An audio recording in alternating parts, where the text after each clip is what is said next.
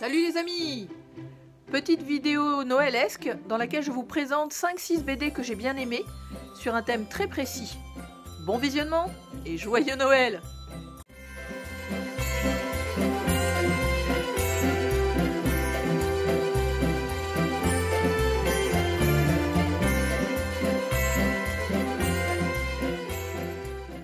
Les témoignages que j'ai lus en format bande dessinée m'ont beaucoup ému, beaucoup touché, beaucoup fait marrer aussi. Beaucoup intrigué, enfin il est vraiment passé par toute une palette d'émotions effectivement en lisant ces bandes dessinées là. Puis je trouve que, bon évidemment c'est pas très get des fois là, mais ça peut être effectivement un très chouette cadeau à faire pour Noël en tout cas, ou même les anniversaires effectivement, pour faire prendre conscience de certains sujets, pour réveiller certaines consciences, pour faire apprendre des choses aussi sur certains sujets encore. J'en ai 6 à vous présenter, ce sont tous des témoignages réels, ça vient vraiment effectivement de chaque auteur en fait, dans leur vie réelle, donc c'est extrêmement intéressant effectivement, ça nous les rend encore plus proches je dirais, parce que c'est pas fictif, donc allons-y, je vais essayer de terminer par une note positive, puis, mais je vais commencer par quelque chose qui est quand même assez sensible au niveau du sujet. Donc là on est chez Glénat, c'est d'après en fait un récit de Morgan Seligman. Puis ça a été scénarisé par L.F. Bollé et les dessins et couleurs sont de Francesco Di Battista. Puis déjà le fait que ça démarre par le fait que ce soit des hommes qui reprennent cette histoire-là, j'ai trouvé ça extrêmement touchant aussi. Donc là on parle de « Il m'a volé ma vie ». Donc là c'est un récit qui est quand même assez cru disons, parce que c'est effectivement l'histoire d'une femme battue, donc Morgan Seligman, qui a vécu une belle histoire d'amour au départ en rencontrant son mari, qui va devenir le papa de son fils aussi, puis qui va effectivement au cours des années se rendre compte que la violence est beaucoup présente dans son couple, et qui malheureusement va avoir du mal beaucoup à s'en sortir. Elle est quand même bien entourée, elle a quand même des amis autour d'elle, mais c'est ça suffit pas des fois pour déclencher le sauvetage, disons, dans ce genre de cas-là. Mais elle se rend compte effectivement qu'il est très... on connaît ce genre de personnage-là, effectivement c'est très manipulateur, effectivement, c'est-à-dire qu'à un moment donné c'est super doudou et super gentil, extrêmement attachant, etc. Puis l'autre moment effectivement il lui tape dessus, quoi. Donc c'est quand même assez poignant, comme effectivement ce genre d'image-là. Mais c'est un sujet qui est nécessaire, je trouve, parce que de plus en plus on entend parler de ça, de plus en plus ce sujet-là ressort dans l'actualité, les femmes battues, effectivement, puis ça peut aller jusqu'au féminicide, donc ça on veut pas, hein, on veut vraiment pas. Donc je vous dis, même si le sujet est extrêmement touchant et extrêmement sensible, c'est une bande dessinée qui peut être vraiment intéressante à lire, pour démystifier un peu ce sujet-là et se rendre compte que les femmes qui veulent s'échapper de ce genre de couple-là, en fait, ont besoin de soutien finalement. Donc ça, c'est une première bande dessinée que je vous recommande si jamais ça intéresserait autour de vous. Donc ça pourrait être chouette. On continue dans les sujets sensibles. Là, c'est chez Delcourt Mirage et c'est voyons, scénarisé par... Alors...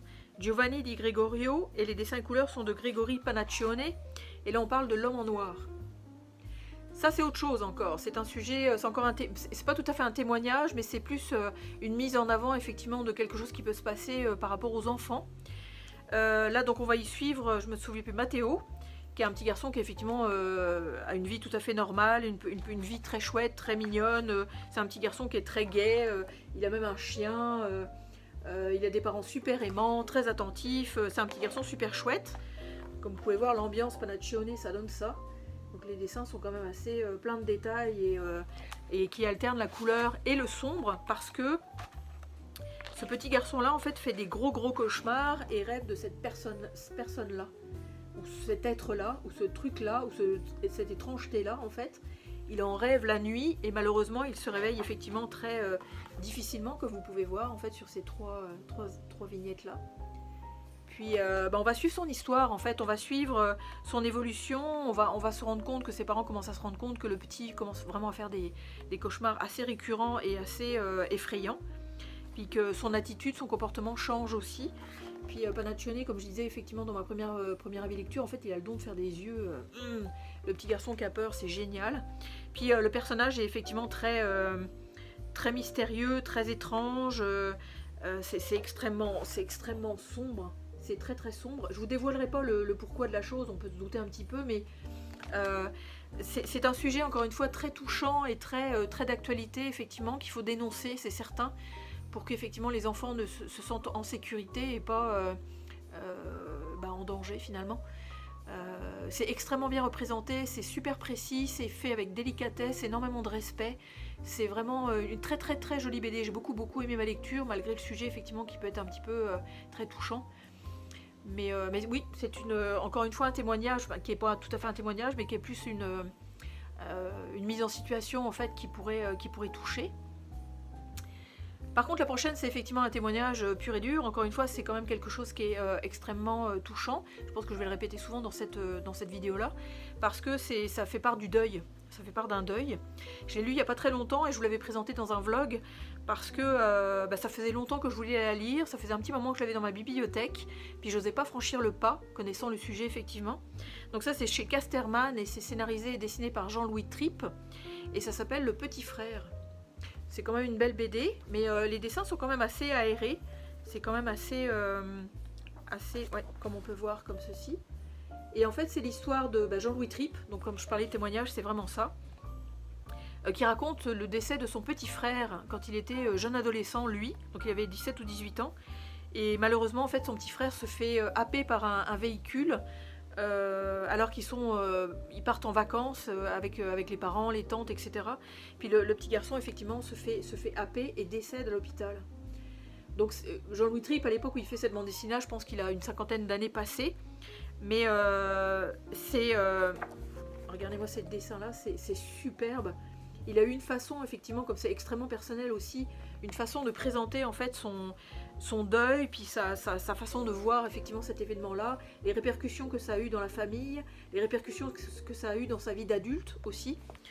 Même si on voit que la famille est extrêmement aimante et très soutenue, enfin, ils se soutiennent tous les uns les autres, mais c'est quand même quelque chose qui est extrêmement difficile, donc c'est super touchant. Enfin, moi je sais que j'ai versé ma larme évidemment, parce que c'est un témoignage qui est vraiment à nu, puis comme c'est fait avec un recul, les événements sont quand même assez précis et très chronologiques quasiment, mais c'est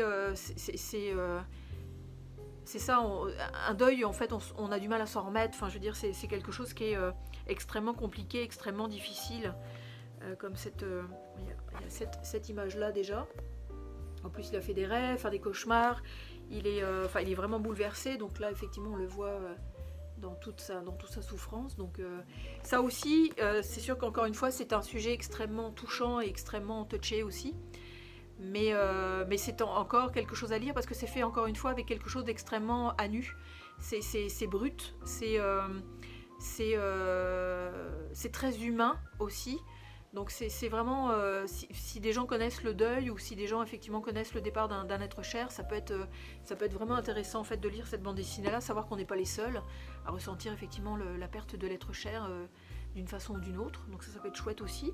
Chouette, tout est relatif, mais c'est vraiment une très très belle BD. C'est d'une honnêteté et d'une franchise en fait qui est vraiment vraiment intéressante. Alors là on passe complètement dans un registre un petit peu plus léger, disons, parce que j'ai adoré cette BD là, j'ai trouvé ça vraiment génial. C'est un témoignage effectivement à plusieurs, c'est plus un collectif. Là c'est chez Stenkix, c'est scénarisé et dessiné par Cookie Calcaire et ça s'appelle Pénis de table. C'est plusieurs personnes effectivement de types différents, comme ces gars-là, qui vont se retrouver en fait en groupe d'hommes pendant 9 mois, et ils vont être interrogés en fait sur leur sexualité par Cookie Calcaire, qui va remettre ça effectivement en bande dessinée. Donc c'est super intéressant. Puis moi en tant que nana, j'étais super intéressée effectivement de lire l'aspect, la réflexion du côté masculin en fait par rapport à la sexualité. Puis c'est vraiment vraiment génial. Vous voyez, ces gars-là, c'est tout cela. Donc il y a des hétéros, il y a des homosexuels, il y a des célibataires, il y a des papas. C'est vraiment cool. Puis en fait, c'est par chapitre. Par chapitre, la couleur diffère. Donc on peut parler effectivement de l'orientation sexuelle. On peut parler du pénis, effectivement. Comment est perçu effectivement cet instrument-là, j'allais dire. Enfin, cet organe effectivement masculin. On parle aussi d'orgasme. C'est vraiment, encore une fois, c'est fait de façon extrêmement saine. Alors le dessin est de cet ordre-là. C'est extrêmement sain, c'est super humoristique. Je pense qu'ils se sont vraiment fendus la gueule en fait à partager toutes ces choses-là. Puis c'est extrêmement franc. Puis à la fin, il y a aussi en fait que sont-ils devenus, disons, comme 3 ans plus tard par exemple. Donc ça. Puis on voit de quelle façon effectivement ils ont évolué. Encore un autre chapitre, la performance aussi. Quelque chose qui peut être effectivement demandé aux hommes, c'est certain. Puis vraiment, comme je vous dis, c'est plusieurs vues différentes parce que ce sont d'abord les hommes, puis comment ils vivent leur couple, comment ils vivent les rencontres avec les femmes ou avec les hommes, de quelle façon effectivement ils sont... ils vivent leur sexualité finalement. Donc c'est mis en scène aussi, il y a comme un chapitre effectivement où ils sont dans l'espace. Il y a des thèmes assez précis en fait pour parler de chacun des sujets abordés. Donc c'est vraiment le fun. Ça démystifie aussi beaucoup, je trouve, hein, parce que c'est vraiment 7 mecs qui racontent tout sur leur vie sexuelle. Puis je vous dis, c'est super franc, super massif et extrêmement sympathique en fait, vraiment. Puis moi ça m'a fait découvrir des choses évidemment. Enfin, je suis pas un mec, hein, donc forcément. Donc c'est ça. Donc ça aussi, ça peut être très chouette à offrir, vraiment. Ça peut être très chouette à offrir. Ensuite, celle-ci, je vous en ai parlé aussi très récemment parce que ça a été un coup de cœur, honnêtement. Ça a été un coup de cœur pour le sujet, que je ne connaissais pas du tout. Et c'était un coup de cœur aussi pour la personnalité de l'autrice qui a donné ce témoignage-là et de quelle façon, en fait, elle a transmis effectivement son histoire. Je suis vraiment tombée quasiment amoureuse de cette personne-là. Vraiment chouette comme tout. Parce qu'elle est extrêmement droite, effectivement, dans ses bottes. Elle a une façon de décrire sa problématique physique qui est, encore une fois, très franche et massive. Donc il n'y a pas d'emberficotage, il n'y a pas en tout cas, bref, vous me comprenez. Donc là, effectivement, c'est chez Le Lombard. C'est Alix Garin et qui a pondu Impénétrable. Donc là, dans cette bande dessinée, on va suivre effectivement cette Madame Garin, Miss Garin, Mademoiselle Garin, je sais pas, qui est en fait en couple, mais qui sent qu'au niveau sexualité, ça commence à se casser un peu la gueule parce que elle en arrive à craindre quasiment effectivement la relation sexuelle avec son mec. Parce que physiquement parlant, effectivement, ça lui crée des douleurs. Donc elle s'interroge de plus en plus sur ce qui se passe, elle se demande vraiment ce qui lui arrive. Et en fait, cette bande dessinée suit son parcours, effectivement, par rapport à... Alors, en fait, la maladie qu'elle va avoir en diagnostic, c'est le vaginisme. Chose que je ne connaissais pas du tout, qui en fait est un phénomène physique chez la femme, qui est en fait un rétrécissement, effectivement, du vagin, pour éviter, je pense, d'être blessée ou quoi. En tout cas, c'est très psychologique, ça peut être extrêmement mécanique aussi, le phénomène. Mais donc, effectivement, chaque pénétration devient de plus en plus problématique parce que le vagin est trop serré, en fait. Donc elle connaît beaucoup de douleurs. Mais alors, donc elle fait des thérapies, elle va voir des psychos, elle va faire des exercices aussi physiques, en fait, avec des sexologues. Et je vous dis, les dessins en plus sont super cool, c'est vraiment chouette comme tout. Il y a plein de couleurs, il y a plein de scénettes différentes. Peut y avoir effectivement des couleurs comme ça, peut y avoir aussi, voyons voir, ce genre-là aussi. C'est vraiment cool, puis c'est quand même assez franc. Ça reste pas effectivement dans le on le dit pas tout à fait, mais on le dit, on sait pas sûr qu'on le dit, etc. C'est quand même assez, je vous dis, c'est très touchant parce que ça vient de ses tripes, puis que c'est une personne extrêmement positive. Donc je trouve que même si on parle de vaginisme dans cette bande dessinée là, ça peut aussi s'appliquer à d'autres sortes de maladies, je trouve, et de quelle façon appréhender ces maladies là. Parce qu'elle reste pas les deux pieds dans le même sabot, elle va chercher des solutions. Son mec est beaucoup présent aussi, chose qui est vraiment admirable, je trouve. Il y a beaucoup d'amour en fait dans cette bande dessinée là. Puis vraiment c'est une chouette personne. Puis en ayant perdu effectivement l'envie de faire l'amour, elle a perdu le désir. Donc c'est ce qu'elle veut retrouver aussi. Désir qui est illustré effectivement de cette façon-là. Donc c'est vraiment, c'est une très jolie BD, c'est sûr que c'est quand même assez conséquent, mais c'est une super belle jolie BD à offrir effectivement pour découvrir cette autrice qui est vraiment une chouette nana. Moi je trouve qu'elle est vraiment chouette comme tout, puis de découvrir une problématique physique qui peut entraîner d'autres problématiques, que ce soit psychologiques ou mécaniques, encore une fois. Donc la mécanique des fois peut se réparer avec 2-3 serrages de boulons, mais le psychologique ça peut peut-être prendre des voix un petit peu différentes. Donc une très chouette BD, c'est un de mes coups de cœur. Effectivement, pour le moment, vous allez la revoir dans mes coups de cœur 2024 parce que j'ai vraiment adoré cette bande dessinée là. Et mon petit 6e, tout petit, mais qui paye pas de mine quand même, que j'ai beaucoup aimé, qui lui est aussi un témoignage, mais beaucoup plus positif, il n'y a pas de problématique quelconque, c'est juste des voyages en fait. Là on est à la boîte à bulles, c'est scénarisé et dessiné par Aimée de Jong, que j'adore, moi j'adore ce qu'elle fait. Puis ça s'appelle Taxi, récit depuis la banquette arrière. Donc là en fait elle fait, il y a 4 scénettes. Il y en a une qui se passe, que je ne me trompe pas des villes, il y en a une qui se passe à Los Angeles, à Paris, Jakarta et Washington. Et en fait, effectivement, on la voit se faire prendre en taxi par des taxis, par des taximens en fait, dans ces différentes villes. Donc, comme vous pouvez voir, Jakarta, c'est le bordel. Donc, ça donne ça. C'est que du noir et blanc. Puis encore une fois, c'est bien elle qui est dans le taxi, puis qui parle ou qui parle pas effectivement avec la personne qu'elle rencontre. Quand elle monte dans ce taxi. Des fois il y a des beaux échanges, des fois il n'y a pas du tout d'échanges, des fois le monsieur est un peu grumpy. Donc c'est très chouette, c'est très dans la vie, c'est très... ça nous fait voyager quand même un petit peu parce que on sent quand même la mentalité effectivement de chaque ville qu'elle traverse. Donc c'est vraiment chouette, vraiment chouette. Puis il y a des histoires qui se partagent. Il y a des expériences qui se donnent, mais je vous dis c'est vraiment 4 petites histoires très chouettes. Encore une fois, témoignage, un témoignage je dirais plutôt positif cette fois-ci parce que ça parle du voyage, donc c'est quand même plus ouvert et moins problématique disons. Donc c'est ça, donc ouais, une chouette bande dessinée aussi à offrir à Noël que je vous conseille effectivement. Donc voilà pour c'est sûr que j'en aurai plein d'autres, il y en a plein aussi d'autres, mais celle-là, c'est des bandes dessinées que j'ai beaucoup appréciées, j'avoue, et à cause ou grâce à l'auteur-autrice, ou grâce aussi au dessin, ou à la façon de présenter la chose, le sujet aussi, qui m'a beaucoup touchée.